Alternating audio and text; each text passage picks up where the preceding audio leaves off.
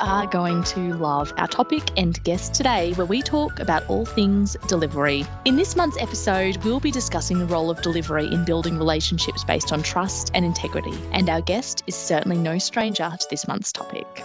After a promising career as a professional rugby player, Craig West hung up his boots and rejoined his former employer.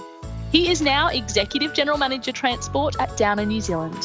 Craig is passionate about developing strong career pathways and has been championing delivery from a very early age.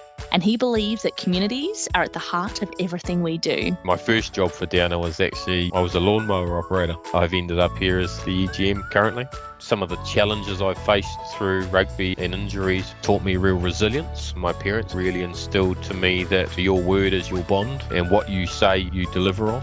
Delivery relates to integrity. You deliver on your promises. Delivery is what creates the trust. It's what creates the relationships. He will talk about his time with the Chiefs and the Maori All Blacks, the reasons that led him to leave his sporting career, the transferable skills he brought with him, his involvement with leadership programs for Maori employees, and the legacy that he wishes to leave behind. I hope that you enjoy this chat. Hello and welcome to Share, Learn, Connect. I am Georgia Lutby, and I would like to begin by acknowledging the traditional custodians of the various lands on which we meet today. Downer employs people across more than 300 sites, primarily in Australia and New Zealand, but also in the Asia-Pacific region, South America and Africa. We pay our respects to the elders past, present and emerging, and recognise and celebrate the diversity of First Peoples across all of the various land, their ongoing cultures and connections to land, sea and community. Welcome. Thank you so much, Craig, for your time today. First of all, I would love to know a little bit about you. Who is Craig at work and who is Craig outside of work? Kia ora tātou. Ko Prongia te maunga, ko Waipa te awa, ko Tainui te waka, ko Waikato te iwi, ko Ngāti Apakura te hapu, ko Kahatia te marae, ko Craig West tōku ingoa. So, kia ora everybody. My name's Craig West, and I just briefly touched on there into my maunga or my mountain is Prongia, my awa or my river is Waipa, my iwi is Waikato, my hapu is Ngāti Apakura, and I am Craig West. So my current role at Downer is the Executive General Manager for Transport. So I lead our transport sector across New Zealand and the Pacific. Outside of that, I'm a father of three. I'm also the current chair of Ngā Kaitiaki o Te Ara Whānaki, which is the Māori Leadership Advisory Board, which oversees all of our programs and how we recognise tangata whenua here in New Zealand as well. So today we're going to be talking about delivery. At Downer, delivery is defined as we build trust by delivering on our promises with excellence while focusing on safety, value for money and efficiency. What does delivery mean to you? Delivery is one of our core pillars, but it is a piece that relies heavily on trust. You know, we're trusted by our clients, our customers, and all of our partners to deliver. They bring us in to do a specific task and for us to deliver on those. So for me, delivery is the centre of the relationships. As a young person growing up, that was really important to my parents, and they really instilled to me that your word is your bond. What you say, you deliver on. And that's still really important to me. That level of trust and certainty that you could be relied on is really important. For me, without the delivery element, we don't get the opportunity to do the other things. Safety and delivery are our core fundamentals. They allow us to have good relationships and thought leadership. My view of delivery has changed significantly, actually. I probably underestimated the importance of delivery in my earlier days. You're only as good as your last job or your last project, and I think that's really important for us. Delivery is what creates the trust, it's what creates the relationships, and it takes years to build that track record and the trust, and that can be destroyed really quickly. And I think a part of delivery really is about trying your best, and sometimes you don't deliver. Has that been your experience over time? Yeah, I think we learn just as much from our tough times as we do from our successes. You could look at them as failures or you could look at them as learning. I would consider failure as if we repeat the things over and over again. If we learn from it, we make sure we don't repeat those mistakes and we're stronger in the future. I don't really think that's a failure. I'd love to start right at the beginning for you, Craig. Can you tell me a little bit about your upbringing? So I grew up in a little town called Taumaranui in the centre of the North Island of New Zealand. It was a small rural town, rural upbringing, lots of sort of outdoors lifestyle, hunting, fishing. My father was in civil engineering as well and actually worked for Downer. So I grew up around the business. And when you were a child, what did you want to be when you grew up? What was your lifelong aspiration? Were you a dreamer? What did you want to do? When I finished school, I actually wanted to be a sports psychologist, but I probably did too much sports to be a sports psychologist. I actually went and did my civil engineering after school. Can you explain to our listeners who may not be familiar with it what the culture around rugby is like in New Zealand? Oh, it's a pretty phenomenal culture. It was certainly predominantly the largest played sport and kind of created that culture of drive to succeed. And the All Blacks had a huge following over there. But I think there's much more broader sports, especially for kids to play now. But at the time, it was certainly probably the national sport of New Zealand.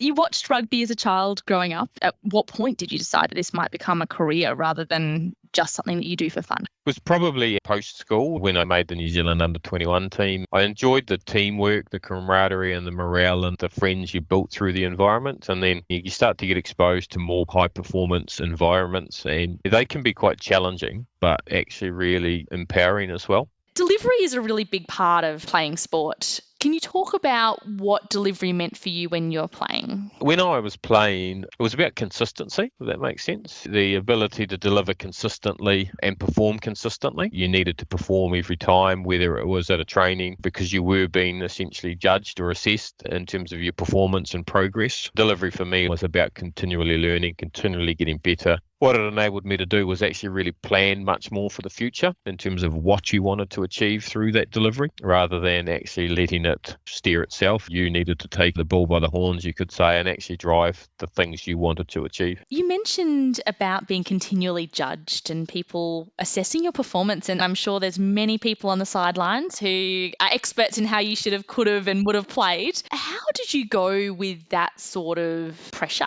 Once I started to play in teams that all of our matches were televised, whether it was through Waikato or the Chiefs or other games, and it took me a little bit of time to get used to the criticism that you could get at times. There's an example that stands out in my mind of being in the supermarket one day. It was actually the year we won the competition for Waikato, but standing in the line at the supermarket, and then just an old lady behind me just looked at me and went, "You guys didn't play very well last night." And I was just like, "Well, thank you." Took a little bit of time to just be able to get used to shaking those things off. You've actually got to be able to take people's feedback that you value, and you've got to be able to park some of those things and say, well, actually, I can't control that. When you're playing as a part of a team in a team sport, how much influence do you have? Yeah, I think you have a huge influence. It's the same in work. You have an influence around performance of not just yourself, but of others, about the standards you set, the standards you accept, setting people up for success, making sure that actually you create the right culture and you create the right environment for people to thrive. You talked about earlier about when you won the season. What was that like? Yeah.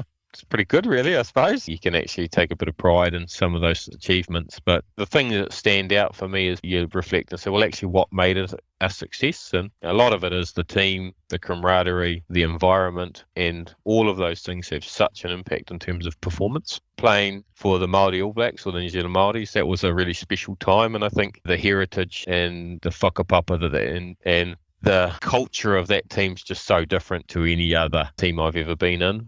And why did that mean so much to you? I think the fact that the history is such a proud history for Māori, that's such a special team. Not everybody gets the opportunity to be part of. The fact that you're carrying your family tradition, your whakapapa, and there's as much focus goes into the culture, the tikanga, the learning about you and who you are and where you'll come from, and your family, your whānau history, and carrying that with you, that it just is so empowering. How important is it to you that you carry that family history with you and that you pass that down to your family? I didn't grow up in Te Ao Māori or in the Māori world, but over my time I've learnt more and more about my whakapapa, and it does really shape me and who I am. It's broadened my horizon, it's widened my thinking. I look back at the history of what people have done and some of the challenges that have been created and how things have been shaped now to today, to the future. And we can't change the past, but we can change the future. And what was it in your professional rugby career that ended it for you? I actually worked for Downer before I became a full-time professional, and then I left and did that for a few years, and then I suffered a career-ending injury one day while I was playing, and I actually separated my pelvis. That was a really challenging time emotionally and mentally for me, as well as physically. So I went from my full-time job, my full day was training physically rugby, to never to play again and struggled to do simple things like roll out of bed. So that was quite tough for me. I had the opportunity to go into coaching full time, and I just made the decision to step away from rugby and come back to Downer actually. And that was based on the fact that at the time I didn't want to be a coach. I still wanted to be playing, and I couldn't play, so I stepped away, and that really helped me improve my well-being, my mental well-being, my focus. My journey at Downers sort of started again from that. When you were playing, I imagine you had many highs of wins and there were probably some lows of losses, I imagine. How did you go with those? Probably the ones that stand out, not just in terms of losses, in terms of teams and the games, but also the challenges you face around performance, or if you've lost form, or trying to come back from injuries and some of those challenges. And I think how you create that environment where you become solely focused on improving, where you can actually say, well, I'm going to improve and I'm going to learn and I'm going to make these things better. That was probably a big one for me. And it took me a long time to get an understanding of how I reflected and reviewed performance and losses and took the feedback in a constructive manner. An important part for me is actually picking the key things that I could focus on to improve on rather than trying to fix everything. And what was it like walking back through the doors of Downer after that leave of absence? A lot of the people at Downer didn't know me as having worked for Downer beforehand. Some did, and I was welcomed back very well. Some that didn't know me kind of went, well, here's this rugby player. What's he doing coming to work for us? That was a bit of a challenge and quite nerve-wracking at times to come back and go, well, actually, I'm going to relearn all of these things, and I'm going to take the learnings from my rugby career into what I do and the environment I create. One of the first things I'll do, and most of the times that I travel around the country, is I'll spend the first part of the morning actually walking around the office and talking to people to understand what their challenges are and how things are going for them as well. The little things that I like to do that I actually believe are really important for creating the right environment. It just goes back to that standard of everybody's role is important. Everybody has value to add to the organisation and to the team. It sounded like you almost went through a reinvention of yourself walking back through those doors. How do you reinvent yourself from Craig as the rugby player to Craig as the employee? First and foremost, I am me. And I think once you can become comfortable in terms of who you are and find your place of strength or your turanga waiwai about where you stand and how you stand and hold yourself is quite important. I think that's really important as people go through different roles across the business, because at the end of the day, I perform a role and I hold a position in the organisation, but I'm still me. And I think it's really important that you know yourself first and foremost and be comfortable with yourself, because I don't know anyone that's succeeded in trying to be someone else. What skills do you find to be most transferable between being a sportsman and being a leader? The focus on people, the focus on teamwork, the ability to continue to look forward about continuous improvement, shifting your mindset to actually doing or achieving things yourself to achieving success through people. I think that's an important part of coaching of sport as well, how you actually can break things down and focus on empowering people to improve. How has rugby shaped the professional that you are today, and what lessons have you learnt from that experience? Rugby and team sports have really helped shape me in a number of ways. I think understanding the value of teamwork has been a big part of that. Some of the challenges I've faced through rugby and injuries taught me real resilience. Never be too big or too small to do things that need to be done. It's the little things that matter. Once you've played, you actually turn your jersey in the right way out. You don't just screw it up in a heap, but take it off, you turn it in the right way, you put it in the pile, and it's a respect thing. You talked about being your authentic self and about the importance of not taking on what other people might be doing, or what works for them won't necessarily work for you, and vice versa. Have you always been your authentic self, do you think, in your career? No, I don't think so. It's certainly been a lesson for me that, yes, you develop your skills and you pick up things from other people, and whether it's formal education or training programs, but you've got to apply it in a way that you are comfortable with, and you've got to apply it in your style to actually be really successful. We talked earlier about the importance of bringing our authentic selves to work. As a leader, what does diversity and inclusion, or inclusivity of people bringing their authentic selves, look like and feel like as a leader?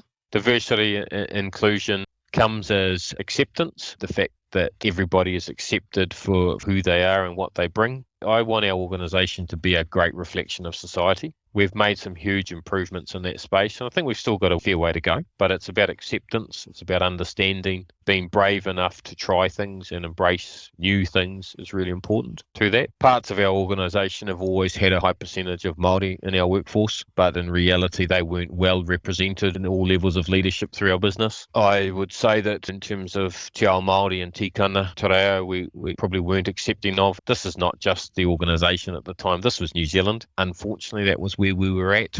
I don't really believe we were probably diverse in mindset in terms of about creating equal opportunities for everybody. What do you think impacted that journey? I think leaders being brave enough to make a change is probably one of the things that's really driven that. It's created momentum and it's created acceptance that's influenced the fabric of down in New Zealand. We have Ngā Kaitiaki Te Ara Whānaki, which is obviously our Māori Leadership Board, which has really been a real driver in that. We've had a number of standout individuals that have driven that. The fact we have a kaumātua, formally appointed our kaumātua, Gabe Moana, and he's been really critical in actually guiding us around tikana, how we apply those things in our environment.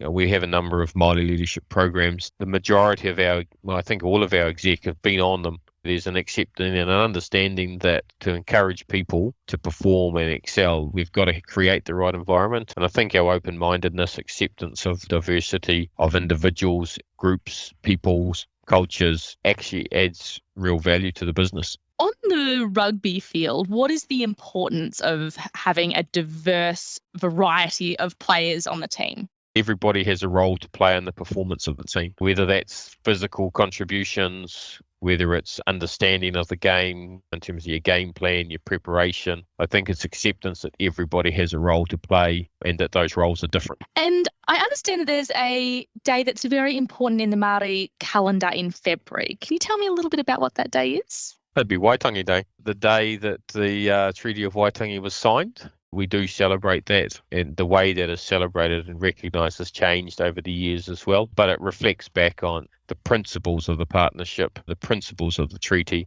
and actually how we go about rectifying the wrongs of our history as well. Being an international business, and some of our listeners may not be as familiar as those from New Zealand, can you tell us what are the principles of Waitangi Day? Fundamentally, if you were to pull it back to the three principles of the three Ps, it's around partnership, protection, and participation. They cover different elements and they mean different things slightly to both Māori and in terms of the te ao Māori of the te reo version as well as the English version. And what we do through one of our programs called Te Ao Maramatanga is actually explain the two different versions and what it did for non-Māori and what it did for Māori. And we talk about that journey in a number of ways about economic, wealth, social. For a while, that gap actually widened rather than closed. The difference of interpretation has created some real challenges over the years for both Māori and non-Māori. We need to understand what happened and what went right or wrong, but also we look at, well, what do we do with that now going forward? So it is about us now creating that environment because it's better for our people, it's better for our whānau, it's better for our business, and it's actually better for New Zealand. Absolutely. When I was reading about you a little bit, Craig, I saw a quote that you did, I think for the New Zealand Herald, that said, "We don't stop to think about what we have achieved often." How often do you stop to think about what you've achieved?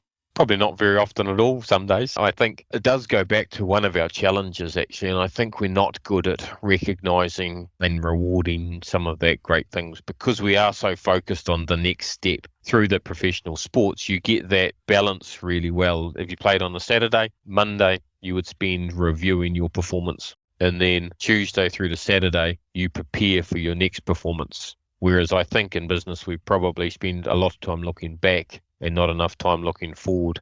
And I think that we used to call it review and preview, and I don't necessarily think we get that balance right at times. I wanted to finish off by asking you, what's your proudest thing that you have delivered over your life? That's probably a hard one. I look back at a number of things with some real pride. I see my kids growing up with a real attitude to giving anything a go. They make me proud very often. From a sporting perspective, I look back at a number of singular events that make you really proud. For us here in New Zealand, something that's quite important for sporting people that are close to rugby was winning the Ranfurly Shield. I think it's New Zealand's oldest trophies that's been in the game, and actually winning that or making the Māori All Blacks, those things, they make you really proud. But I think one of the things that probably makes me the most proudest is actually Ngā Kaitiaki o Te Ara Whānaki, because I think it's changed the fabric of Downer here in New Zealand. I think it's broadened people's horizons. It's been a real cornerstone to driving our diversity and inclusion and our whole approach to that, the opportunities it's created for people and seeing our people thrive and succeed and empowering them to be their authentic self.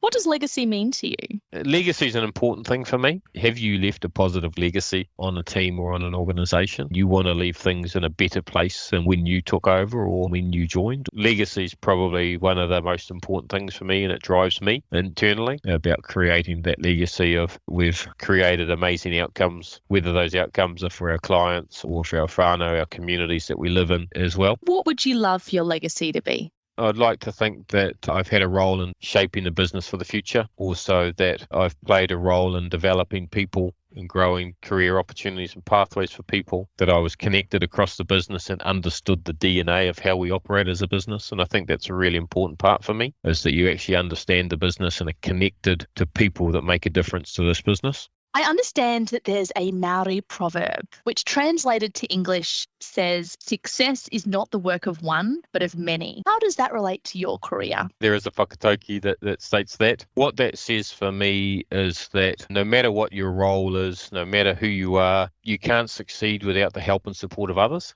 And I think a team that is well connected, that understands each other, is prepared to help each other, will always outperform a team of stars that don't. So I think creating that environment where people are prepared to help, prepared to support each other, but also that people are prepared to recognise that help and support from others and accept it. Thank you so much. It was such a pleasure to talk to you, Craig, and thank you very much for finding the time to have a chat to us.